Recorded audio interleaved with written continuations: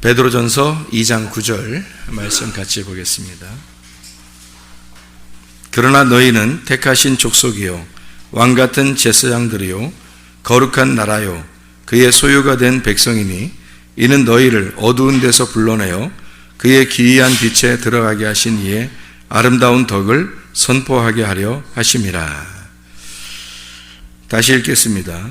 베드로전서 2장 9절 그러나 너희는 택하신 족속이요 왕같은 제사장들이요 거룩한 나라요 그의 소유가 된 백성이니 이는 너희를 어두운 데서 불러내어 그의 기이한 빛에 들어가게 하신 이의 아름다운 덕을 선포하게 하려 하심이라.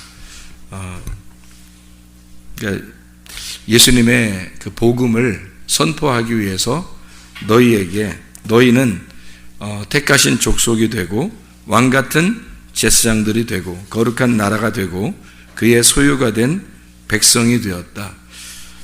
너희를 어두운 데서 불러내어 그의 기이한 빛에 들어가게 하신 그분이 바로 예수님이죠.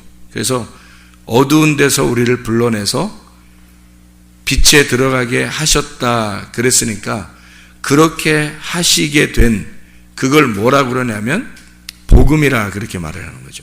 그래서 그 복음을 그 하나님께서 우리에게 주신 그 아름다운 덕을 선전하게 하려고 했다. 만약에 어둠 가운데 있는 사람이 어둠 안에 있으면 뭐가 좋아서 자기가 선전을 하겠어요?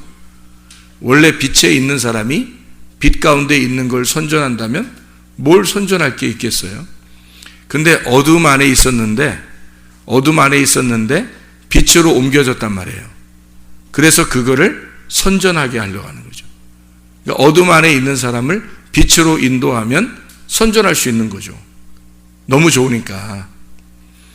저도 죄를 진다는 거를 예수님 믿었으면 다 됐지, 천국 가면 되는 거지, 이 땅에서는 죄를 좀 지고 죄 안 진 사람이 어딨나 이러면서 자기를 합리화하고 그렇게 살아본 적이 있거든요.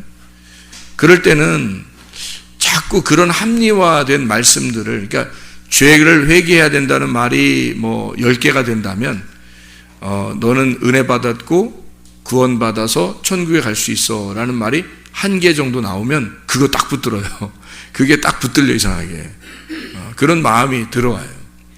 그게 이제 자기 합리화하고 자기를 이렇게 좀 어떻게든지 자기를 더 중심으로 의롭게 생각을 해서 만들어내려 하는 그런 교묘한 술수죠.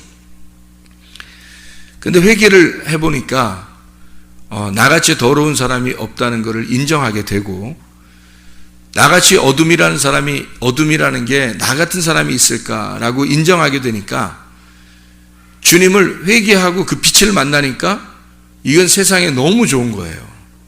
그래서 때마다 일마다 나의 어둠에서 빛으로 인도하신 주님을 소개할 수밖에 없는 거예요. 그걸 뭐라 하냐면 주님의 그 아름다운 덕을 선전하게 하려고 주님이 나를 어둠 가운데 두었다가 빛으로 인도하셨다. 그러니까 그 빛을 선전하지 않을 수 없다는 얘기죠. 그렇게 여기 말씀이 그런 말씀이에요. 성경이라고 하는 건 그래서 다 어떤 말씀이냐면 복음이고, 다 성경 말씀은 뭐를 설명하는 내용들이냐면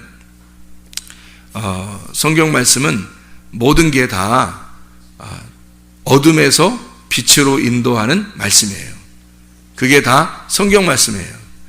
베드로전서 2장 9절에 말씀하는 이 내용도 마찬가지죠. 그래서 어둠에서 빛으로 인도한다. 누가복음 16장에 19절부터 31절까지 말씀을 여러분이 보면, 누가복음 16장 19절부터 31절까지 말씀 보면 누가 나오나요? 부자가 나오고 가난한 거지가 나오고 그리고 아브라함 품이 나오죠. 누가복음 16장에 19절부터 31절까지 말씀, 여러분 잘 아는 말씀이죠. 부자가 나오고 가난한 거지가 나오고 그리고 아브라함 품이 나와요. 제가 왜 의도적으로 이렇게 말할까요? 거지 나사로를 먼저 얘기할 수도 있는데 왜 의도적으로 부자가 나오고 거지가 나오고 그 다음에 아브라함 품이 나온다. 왜 이렇게 의도적으로 얘기했을까? 부자가 옷을 입고 있었는데 그 옷이 어떤 옷이에요? 색깔이 있는 옷이었어요. 어떤 옷이죠?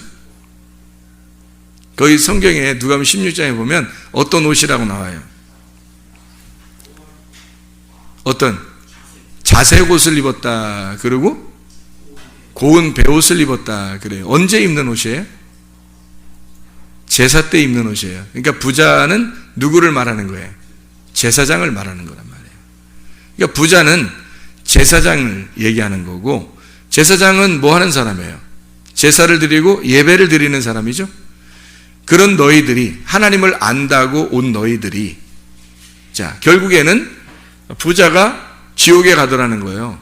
그러니까 부자는 지옥에 가야 하는 인물, 그러니까 부자는 지옥에 가야 한다.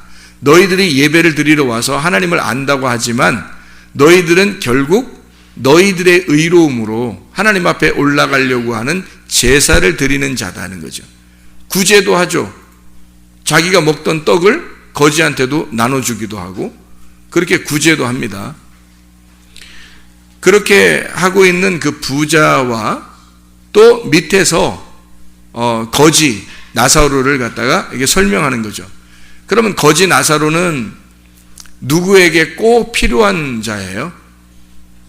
부자에게 꼭 필요한 자라고요. 거지 나사로.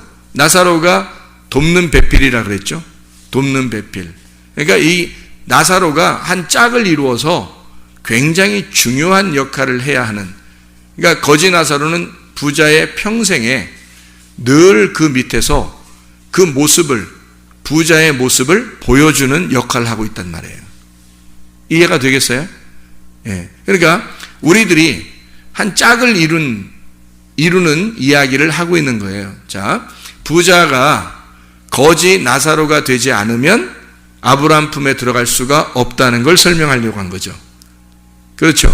그러니까 네가 어둠이라는 사실을 깨닫지 못한다면 너는 빛 안에 들어갈 수가 없다는 것을 설명하려고 부자, 거지 나사로, 아브라함 품 이렇게 설명한 거죠.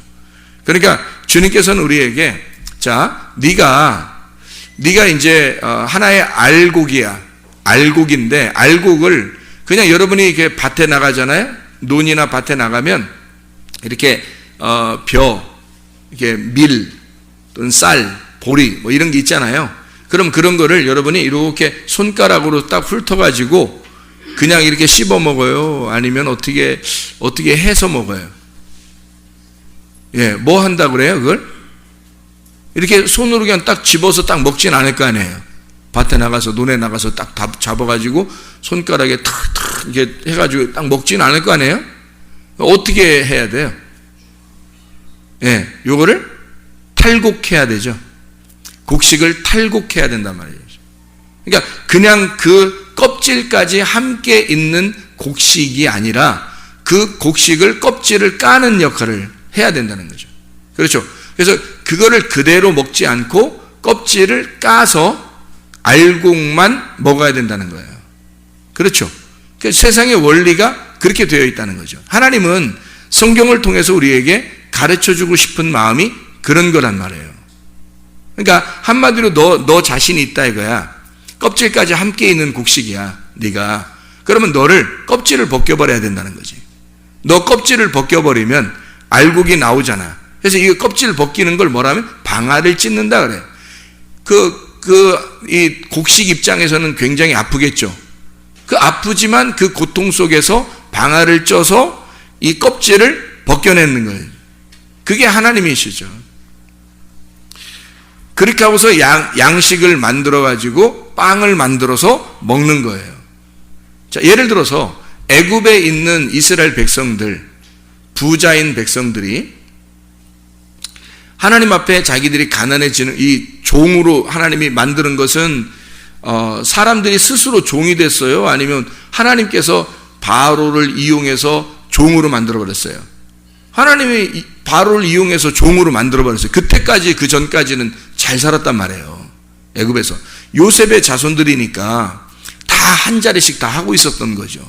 그런데 갑자기 바로가 바뀌면서, 바로 왕이 바뀌면서 다른 바로 왕이, 요셉을 알지 못하는 바로 왕이 나타난 거예요.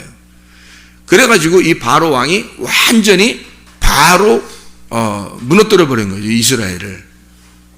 그래서 요셉을 알지 못하는 바로 왕이 바로 확 이렇게 무너뜨려 버리니까 이 사람들이 다 이런 바로를 만난 이스라엘 백성들이 바로 어떻게 해요? 울죠. 바로 울어버려요. 울면서 하나님 살려주세요 그런다고요.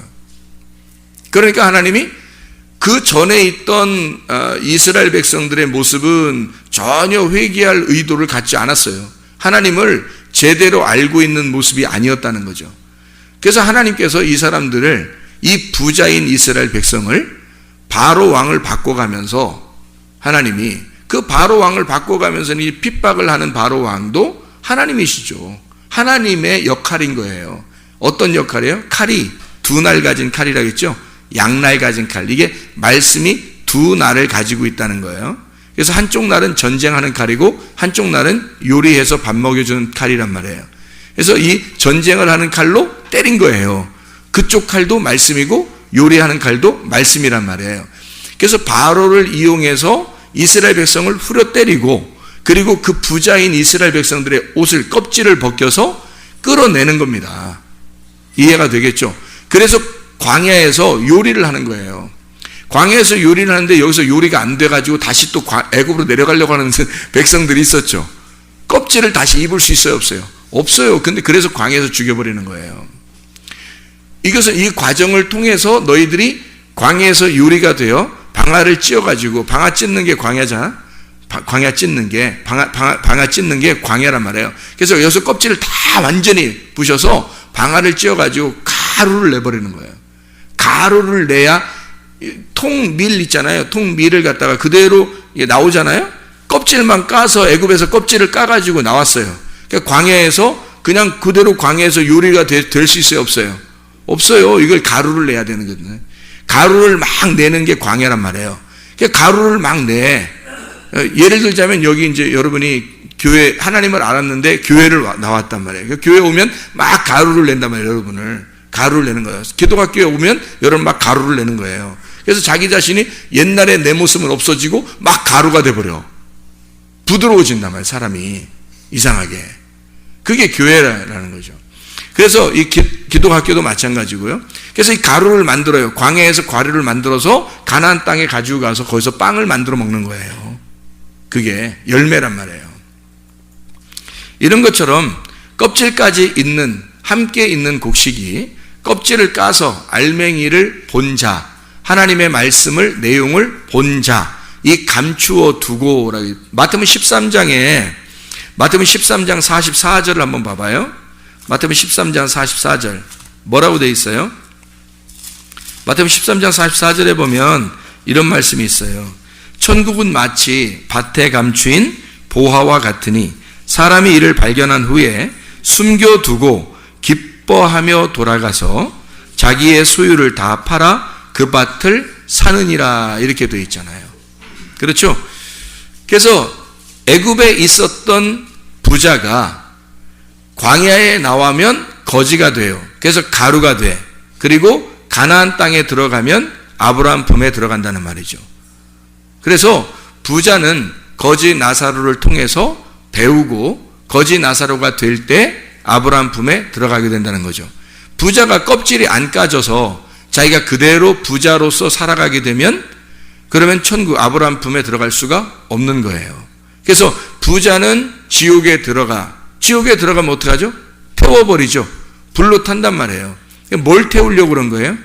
껍질 태우려고 그런 거예요. 그래서 부자는 태워져야 한다는 얘기를 한 거고, 가난한 거지 나사로는 아무것도 가진 게 없는 거예요. 그러니까 이게 껍질이 다 까진 거야. 그래서 아브라함 품에 들어가게 된 거예요. 그것을 부자 앞에서 평생을 보여주는 거죠, 이 나사로가. 그게 돕는 배필이고, 말씀이라는 돕는 배필을 통해서 그 부자는 아브라함 품에 들어갈 수가 있는 거죠. 거지 나사로가 된다면. 그죠? 그걸 배우게 된다면. 그래서 요한복음 17장 3절에 영생은 유일하신 하나님과 그 아들 예수 그리스도를 아는 것이다. 그걸 만약에 부자가 깨달았다면 그러면 거지 나사로가 되어서 아브라함 품에 들어갈 수가 있겠죠. 그거를 설명하려고 단계적으로 설명하려고 했던 거란 말이에요. 그래서 보세요. 통밀이 이렇게 있으면 이렇게 아직 까지 않은 껍질이 있는 밀이 있고 껍질이 까진 밀이 있어요. 그럼 무게가 껍질이 안 까진 이 통밀을 이렇게 담아가지고 이렇게 들고 있는 거하고 똑같은 크기로 이렇게 똑같은 크기 아니죠. 껍질을 까면 크기가 달라지겠죠. 크게 달라져서 그거를 이렇게 들고 있는 거하고 어떤 게 더 무거울까요? 어떤 게 더 무거워요? 껍질이 함께 있는 알곡이 무겁겠죠. 껍질을 다 까놓으면 껍질이 안 까면 이만했던 게 껍질을 까면 요만큼 되는 거예요. 껍질을 안 깠을 때는 이만큼 됐거든, 크기가. 근데 껍질을 까면 이렇게 반으로 줄어들 거 아니에요. 그렇죠? 이게 줄어든. 그래서 크기가 줄어든 거죠. 그러니까 어떻게 됐다는 얘기예요? 부자가 가난해졌다는 얘기죠. 부자가 거지가 됐다는 얘기야. 이해가 되겠죠? 그래서 부자가 거지가 될 때 껍질을 까고 나니까 그래서 그 껍질을 까고 방아를 찢는다라는 말이에요. 껍질을 까서 알맹이를 본 자가 가만히 있을 수 없어서 이 밭에 감추어둬요. 감추어두고 이거를 갖다가 감추어두고 가서 자기의 소유를 어떻게 해요? 다 팔아요. 자기의 소유를 다 팔았다는 얘기는 뭐예요? 내 거를 포기했다는 얘기예요. 내 거를 포기하고 내 거를 포기하고 그 밭을 사는 거죠. 그럼 그 밭을 사니까 그 밭이 누구 거가 되는 거예요? 자기 거가 되죠. 그러니까 원래 밭이 땅이잖아요. 그 땅인데 거기에 속에 감추어진 보화가 있어요. 그게 복음이신 예수님이야. 근데 그걸 발견을 했어. 그랬더니 자기가 소유한 것은 이건 아무것도 아닌 거야. 그래서 자기가 가지고 있는 걸 다 팔아서 여기에 있는 예수를 사게 된 거예요. 밭을 사게 된 거야. 그랬더니 그 예수가 그 속에 감추어져 있더라는 거지. 그 밭을, 왜 밭을 사? 내 거니까. 밭이 나니까.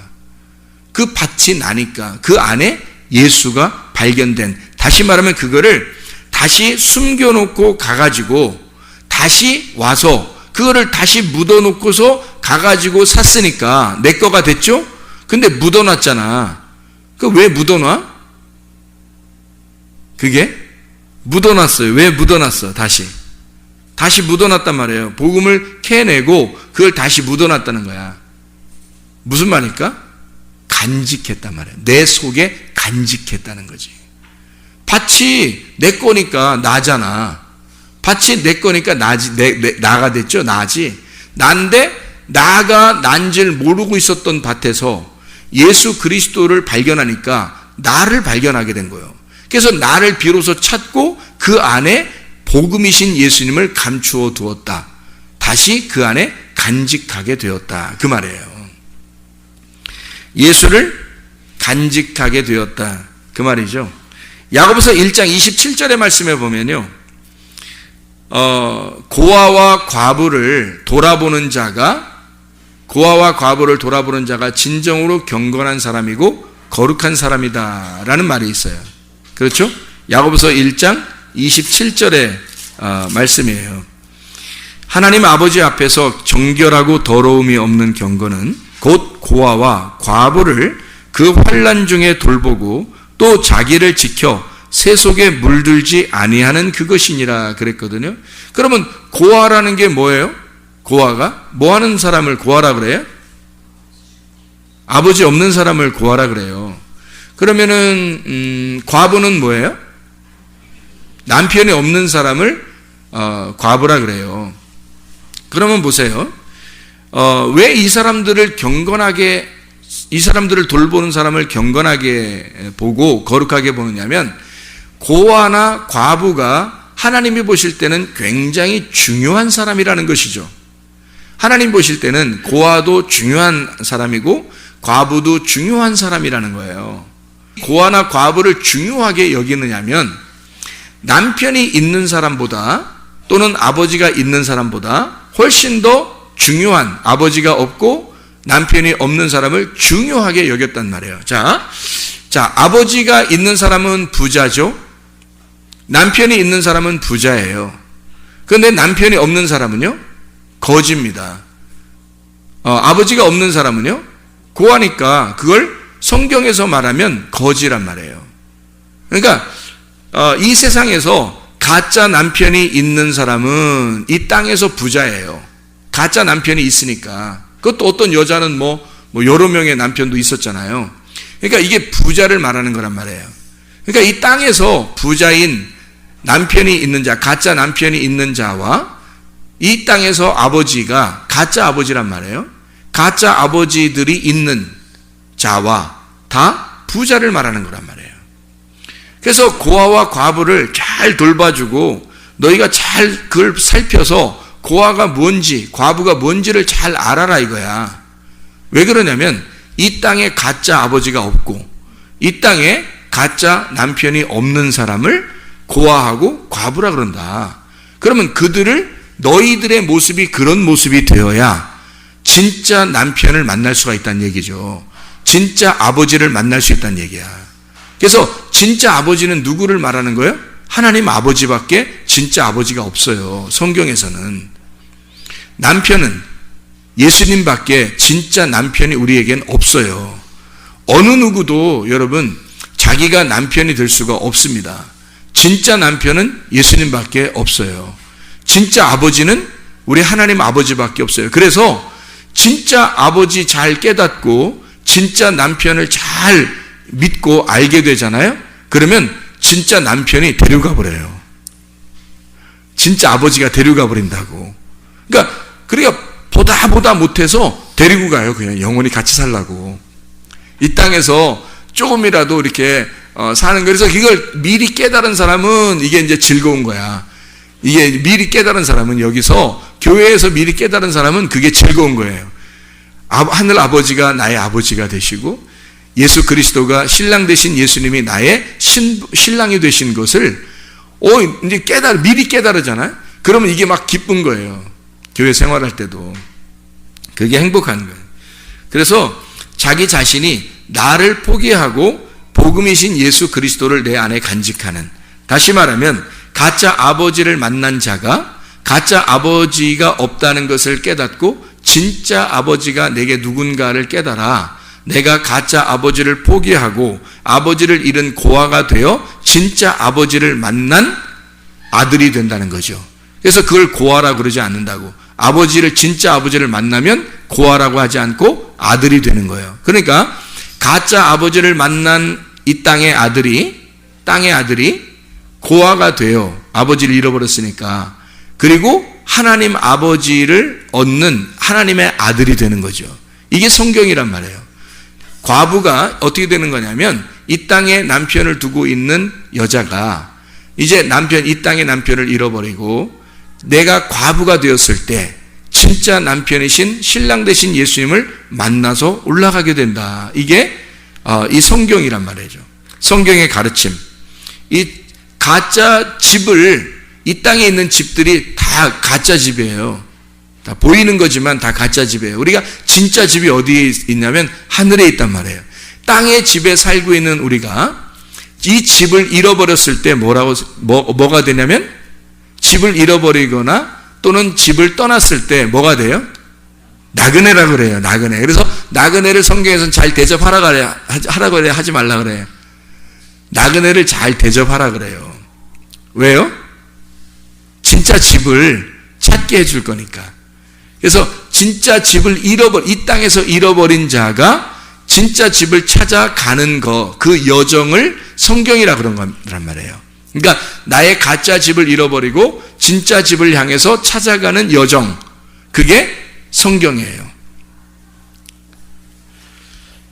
굵은 베옷을 입었던 내가, 이 옷이 색깔이 있고 굵은 베옷을 입었던 내가 이 옷을 탈색을 해. 탈색을 해서 색깔을 싹 다 빼버리고 이거를 아주 가늘게 만들어 버리는 그 과정이 뭐냐면 침례예요. 침례. 탈색을 해야 되잖아요. 침례를 받아요.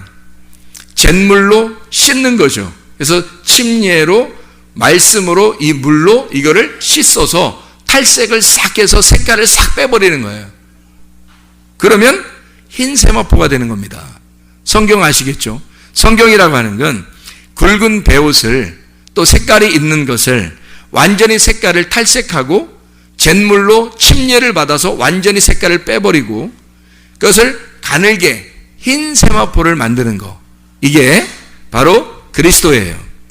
그러니까 나라는 색깔을 다 빼버리고요. 나를 빼버리고 그리스도라는 흰 세마포를 입는 거. 이게 성경입니다. 제사장인 내가 죄인이 되어 제사장이라고 생각했던 내가 죄인이 되어서 다시 그리스도의 대제사장이신 예수님에게 올라가게 되면 그러면 그 주님이 나를 제사장으로 인정해 버린다는 거죠. 그러니까 가짜 땅의 제사장에서 하늘의 제사장이 되는 거예요. 땅의 제사장에서 내가 죄인입니다 하고 나를 죽이면 내가 죽는데 십자가에 매달리면 그러면 부활하여 하늘의 제사장이 된다 이 말입니다. 베드로전서 2장 9절 말씀 오늘 본문 말씀 한번 읽고 마치도록 하겠습니다.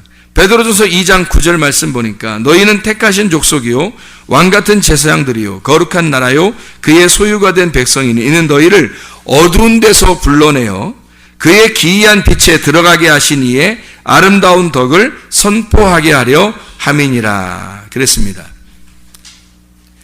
제사장이 죄인의 입장이 되면 대제사장 같은 왕 같은 제사장이 된다. 그 말이죠. 이 땅에서 너희가 가짜 제사장이었었는데 너희가 제사장이 아니라 죄인이라는 걸 깨달았어. 제사장은요 죄인들을 위해서 제사 드리는 사람이거든요. 그래서 자기가 굉장히 자색 옷을 입고 고운 베옷을 입고 자기가 제사장으로서 하나님께 예배 드린다고 하고 있지만은 부자로서. 근데 하나님은 우리에게 너는 부자가 아니라 가난한 거지야. 그래서 거지 나사로를 붙여준 겁니다. 부자에게 거지 나사로를 붙여줘서 너는 사실은 네가 제사장이라고 하지만 너도 용서를 받아야 할 죄인이다 라는 걸 설명해 주기 위해서 나사로라고 하는 거지 나사로를 붙여준 거예요. 그거를 깨달았을 때 거지 나사로가 될 때 거지 나사로가 되면 아브라함 품에 들어간다. 그게 누가복음 16장 19절부터 31절까지의 말씀입니다. 원래 아벨이라고 하는 사람과 가인이라는 사람이 있어요. 그럼 이 아벨이라고 하는 사람이 우리는 원래 아벨과 가인이 이렇게 태어나서 아벨과 가인이 둘이가 어떻게 나누어진 게 아니라 둘은 하나라고 그랬죠, 제가. 그죠? 그러면 가인이 아벨로 죽으면 셋으로 태어난다. 이렇게 돼 있잖아요. 가인이 아벨로 죽으면 셋으로 태어난다. 그게 성경 말씀이란 말이에요. 그러면 반대로 가인이 죄를 지었다는 것을 스스로 깨달았을 때 그때 하나님은 어떻게 했어요? 구원의 표를 주시고 다시 하나님이 아담과 하와를 통해서 아들을 낳게 해서 그게 셋이라는 아들이 나왔어요. 맞죠? 그러면 우리는 하나님이 처음부터 죄인으로 태어났지만 하나님의 아들들이란 말이에요. 그러니까 하나님의 아들이라는 아벨이 가인이라는 죄인으로 자기가 죄인이라는 걸 깨달았을 때 그러면 셋이라는 아들이 다시 태어난다는 것입니다. 이게 성경이라고 하는 게 이게 우리에게 이렇게 말씀해 주시고 있는 성경의 사무엘상을 보면요. 사무엘상 1장에 누가 나오죠? 사무엘상 1장이니까 누가 나오겠어요? 사무엘상 1장 2장에 누가 나와요? 사무엘이 나오죠. 사무엘상 1장 2장이니까 사무엘이 나온단 말이에요. 그럼 사무엘상은 주로 누구에 대한 이야기를 쭉 썼어요? 사울 왕에 대한 이야기를 쓰고 다윗 왕에 대한 이야기를 쓴 거예요. 다윗 왕을 먼저 쓴 게 아니고 사울 왕을 먼저 썼어요. 그러면 사울 왕을 먼저 쓰기 전에 누구를 먼저 쓴 거예요? 누가 있어야 사울 왕을 세워요? 사무엘이 있어야. 그래서 사무엘이 나온 거거든요. 그러면 우리가 잘 보세요. 성경에 사무엘상을 이렇게 쭉 보면 이름의 순서가 어떻게 나와요? 사무엘, 그리고 사울, 그리고 다윗 왕 이렇게 되잖아요. 그럼 보세요. 사무엘이 태어나는 걸 자세하게 설명했어요, 안 했어요? 설명했어요. 태어나는 걸 자세히 설명하고 사울과 다윗은 태어나는 걸 자세히 설명해야 안 해요? 안 해요. 그러면 사울과 다윗은 누구를 지금 얘기하는 거예요? 사무엘을 얘기하는 거죠. 사무엘이 태어나는 걸 자세히 설명하고 사무엘이 태어나는 걸 자세히 설명해서 하나님의 아들로 태어난 자가 뭐가 돼요? 사울이 되어서 죄인이 되는 거예요. 육체가 되는 거죠. 그리고 그 육체가 된 사울이 다윗으로 왕이 되면 사무엘상이 완성되는 거예요. 이해가 되겠어요? 성경을 우리가 이제 이렇게 보게 되면 이해가 되죠. 그러니까 사울을 우리는 무조건 다윗하고 사울만 나오면 사울은 무조건 나쁜 거, 다윗은 무조건 좋은 거 이렇게 한단 말이에요. 사울은 무조건 나쁜 거, 다윗은 무조건 좋은 거 이렇게 말하는데 그게 아니라 사무엘의 태어남이 나의 태어남이란 말이에요. 그죠? 이 땅에 하나님이 나를 창조하신, 나를 태어나게 하신 사무엘이라는 거죠. 하나님이 나를 들으시고 내가 태어나고 싶어 태어났어요? 하나님께서 태어나게 하셔서 태어난 거예요. 그러니 이것은 땅에 운명적으로 이미 태어난 하나님의 자녀가 태어난 거죠. 사무엘이 하나님의 음성으로 태어난 겁니다. 여러분이 하나님의 음성을 듣고 생기가 여러분 속에 들어가면 첫 번째 아담이 되는 거예요. 첫 번째 아담이 되는데 이게 죄인이 된단 말이에요. 죄인이 되니까 두 번째 아담, 첫 번째 아담이 죄인 되니까 두 번째 아담이신 예수님이 오는 거거든요. 두 번째 아담이 예수님을 오셔서 십자가 못 박혀 돌아가시고 다 이루었다 그러면 완성이 돼요. 그래서 더 이상 아담이 안 내려오고 마지막 아담이 되는 거예요. 그래서 예수 그리스도가 두 번째 아담이면서 마지막 아담이 되는 거니까 지금 뭐를 두 번째 아담과 마지막 아담을 만들고 싶어 하는 거예요? 첫 번째 아담을 두 번째 아담으로 마지막 아담을 만들고 싶어 한 거죠. 그게 하나님의 말씀의 계획인 거죠. 그러니 너희가 하나님의 생기를 불어넣어 준 것은 바로 너를 첫 번째 아담을 마지막 아담으로 만들고 싶어 한 거죠. 이해가 되겠죠? 그래서 첫 번째 아담, 말씀이 육신이 돼서 오신 예수님이 두 번째 아담이 돼서 일을 이루시고 마지막 아담이 되셨잖아요. 그렇죠? 그래서 모든 일이 완성이 됐단 말이에요. 그럼 우리는 그 예수님을 따라서 가야 되거든요. 예수님을 따라가야 돼. 내가 하나님의 말씀을 받을 때 아담이 되는 거예요. 비로소 태어난 자가 되리죠. 그리고 그 말씀 안에서 내가 죽고 그리고 예수로 부활하면 완성이 된단 말이에요. 이해가 되겠죠? 그게 성경 말씀이라는 겁니다. 사무엘이 사울로 죽고 다윗으로 왕이 되는 거예요. 이렇게 연결된 하나님의 말씀이라 이런 얘기입니다. 에서라는 붉은 자가 에돔이라고 그랬죠. 아담. 그래서 에서가 야곱이 돼서 고난을 당하고 이스라엘이 된다 그랬죠. 그럼 원래 에서와 야곱은 어때요? 에서와 야곱은 둘을 뭐라 그래요? 쌍둥이라 그러죠. 쌍둥이니까 에서가 야곱이고 야곱이 에서인 거죠. 그러면 바꿔서 생각을 해보시라고요. 하나님께 야곱이 태어났는데 에서로서 땅의 흙이라고 하는 걸, 내가 육체라고 하는 걸 깨달아. 그러니까 하나님께서 이스라엘로 만들어 주시더라. 야곱이 자기를 땅에서 깨달으니까 내가 죽을 죄인입니다 라고 깨달으니까 이스라엘로 만들어 주시더라 하는 얘기입니다. 에덴 동산에 무슨 나무가 있었죠? 선악과 나무가 있었어요. 선악과 나무가 있었는데 그 나무를 먹은 자가 죽음을 당하게 돼요. 사망을 당하게 돼. 그러니까 하나님은 무슨 나무를 또 준비해 놨어요? 거기다가 생명나무를 준비해 놨다는 거죠. 에덴 동산이라는 나에게 선악과를 먹게 하고 그리고 생명나무를 준비하시는 하나님. 그렇죠? 성경이라고 하는 게 우리를 옛날 있는 성전, 옛 성전인 나를 하나님이 부셔서 나를 돌 하나도 돌 위에 남지 않도록 다 부셔버리면 새로운 성전을 만들어버리는 거죠.